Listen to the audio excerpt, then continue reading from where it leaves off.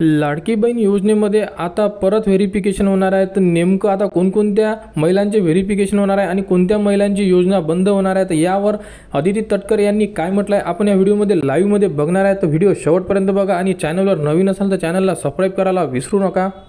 जास्तीत ज्या कंप्लेंट झालेल्या आहेत त्या दुबार नोंदणी, इन्कम, 4 व्हीलर आणि स्थलांतरित झालेले ह्या 4-5 गोष्टींवर आलेल्या आहेत आणि त्याचं क्रॉस व्हेरिफिकेशन आपण फक्त करणार आहोत। आता यापुढे ज्यांना ज्यांना लाभ गेलेला आहे या निकषांनुसार सुद्धा त्यांच्या त्यांच्याकडून परत रिकव्हरीचा विषय हा येत नाहीये। आता समजा ज्याची 4 व्हीलर आहे किंवा त्यावेळेला जर काही कंप्लेंट बेस जरी ऑक्टोबरची कंप्लेंट असली तरी त्यांना ऑलरेडी ऑक्टोबर, नोव्हेंबर, डिसेंबरचा लाभ गेलेला आहे, तो आता रिफंड करण्याच्या संदर्भातला नाहीये।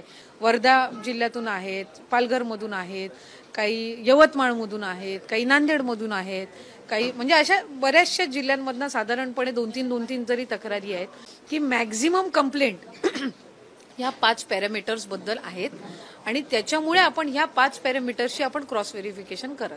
तर अशा प्रकारे ही लाडकी बहीण योजनाबद्दल नवीन अपडेट आली आहे। तर यामध्ये आता या महिलांची परत व्हेरिफिकेशन होणार आहे आणि यांची योजना सुद्धा बंद होणार आहे, परंतु यामध्ये आतापर्यंत दिलेले जेही तुमचे हप्ते होते हे परत घेणार नाही आहे अशाबद्दल सुद्धा सांगण्यात आले आहे। तर लाडकी बहीणबद्दल जेही पुढील अपडेट येईल ती तुम्हाला आपल्या यूट्यूब चॅनलवर उपलब्ध करून देण्यात येणार आहे। त्यासाठी आपल्या चॅनलला सबस्क्राइब करा व हा व्हिडिओ इतरांपर्यंत शेअर करा।